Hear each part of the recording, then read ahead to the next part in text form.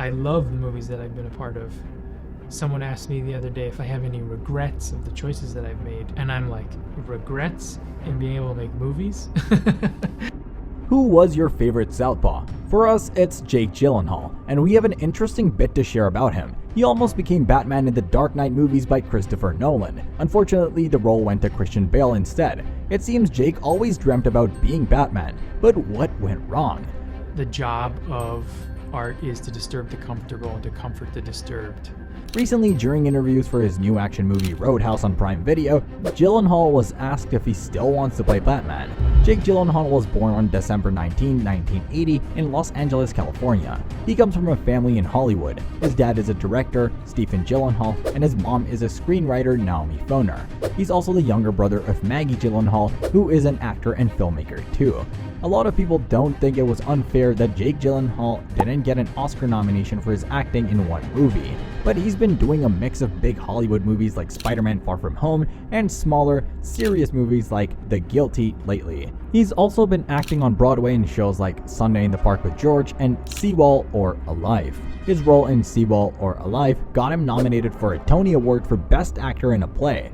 Gosh, that's a timeless role. It's a privilege, Gyllenhaal replied, talking about playing roles that amazing actors have done before. When I think about it, I'm going to play Lago in Othello with Denzel Washington. I think about all the great actors who've played that role in the past, and it's pretty scary, so that's the first thing I think about. Robert Pattinson is currently the actor playing Batman in movies, and the release date for The Batman Part 2 got moved to October 2nd, 2026, but they are looking for a new actor to play Batman in Batman the Brave and the Bold.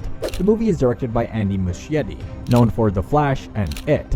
It will introduce Batman into the new universe made by DC Studios heads James Gunn and Peter Safran. Robert Pattinson's Batman is separate from this new universe. David S. Goyer, who helped create the story for Batman Begins and wrote the script with director Christopher Nolan, has confirmed rumors that Gyllenhaal was his top choice to play Batman in Nolan's trilogy.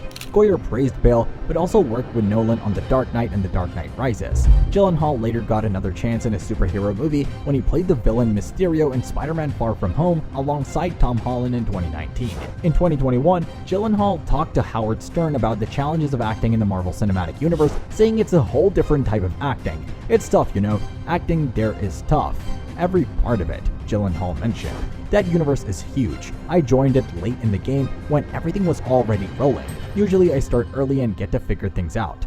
Acting in a Marvel movie was so different for Gyllenhaal that he got nervous on set. He said that he was freaking out. It was a scene with Samuel L. Jackson, Tom Holland. There were many actors in that scene. He couldn't remember the lines. At one point he could feel that everyone was surprised because he felt stiff. Gyllenhaal, however, went up to Tom Holland and asked him to help him out. Tom calmed him down and stood up for him. He also shared that watching actors like Bruno Kirby, Daniel Stern, and Billy Crystal work had a profound effect on him. Watching a skilled comedian perform a classic monologue at that age was like taking a masterclass. That movie left a lasting impact on many, and Billy Crystal signed a poster for Jake saying, "Thanks for letting me be in your first movie. Love, Billy." He still has that poster today. Jake also revealed that we even need permission from the station manager if one would want to wipe their nose. Donnie Darko was the first movie offered to him without an audition. He remembers finishing the script and thinking, do I want to meet this person? What are they like? Are they going to be mysterious, hiding in the cornfield? The Southpaw actor then hesitantly went upstairs, and there was this very kind and unassuming guy. He played some music from the movie and said he really wanted to make it. Jake thought, wow, this guy is nice. The next day, he was offered the movie. That's when he had one of the most powerful experiences making a film. When he looks at the cast of the movie now and sees what they've achieved since then, it's incredible. It's the only time, until now or maybe soon, that he acted with my sister. Maybe I can go to college, maybe even get a job at Cape Canaveral. There's nothing here for me. According to him, he won't have kids until he is around 30. The movie is about the unconscious mind growing up and its struggles. It's something we don't talk about enough with Love and Understanding. Many high school movies were coming out at that time, but this one felt more genuine to me. The end of the movie raises many questions, and that's what makes it successful for him. He prefers a clear ending, but a question mark feels more real. Donnie Darko messes with your mind a bit, and that's why it has lasted so long.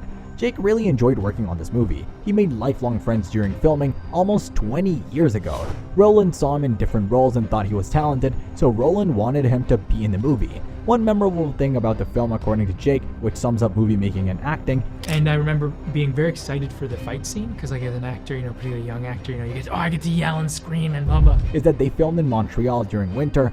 Quebec winters are tough, but we were shooting on a warm stage with fake snow, pretending to be cold. It shows how much imagination you need for movies to work. There are also moments of grandeur, like having the New York Public Library steps on a Montreal stage, a huge water tank with submerged cars, and a machine for a fake tsunami. It made him appreciate how amazing this job is. The bond between the main characters and him during the movie was based on deep love and respect for people who influenced us. Kelly was serious about the movie, even when others joked about it. He showed his dedication as an actor and to the story.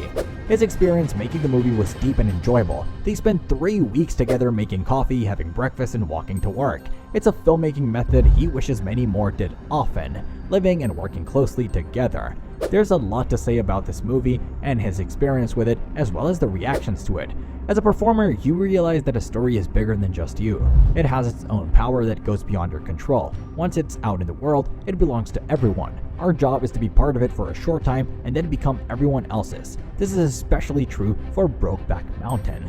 There's a moment he often thought about from an event with the cast. They were joking backstage, having fun, but then someone in the audience shared how many times they had seen the movie in a short time and thanked the entire team for making it. It was a profound realization of the impact of the film. Every movie carries its own energy. Zodiac was intense because of its dark story about the Zodiac Killer. Jake loved working with David Fincher. It was incredible. He navigated a new way of making films with digital technology, and it was a learning experience. He also got to meet Robert Downey Jr. during that film. It was another incredible learning experience about filmmaking and serving the director's vision. In that film, he learned a lot about acting. Lou Bloom's character was intense, and he was seen fully immersed in it, but he also realized that that's not how he wants to act. Sometimes the writing and the character are so good that you give your all to it. To make a movie that even just works is a miracle. Going to Spider-Man Far From Home was a change for Jake. He had been taking himself too seriously, and he had lost the fun of acting. Jake says that it was a relief to let go of all that seriousness and find the joy in acting again. What he loves about acting is the movement and drive of a character. Are they active or passive? What are they moving towards? For him, it's all about enjoying the process and the people you work with because life goes by fast.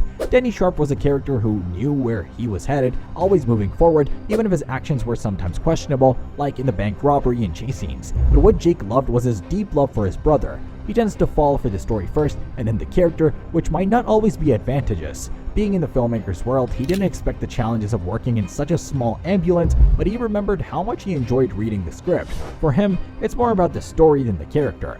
What do you think about this phenomenal actor? Do let us know in the comments below. Also, don't forget to hit that like and subscribe button. Until next time, see you all.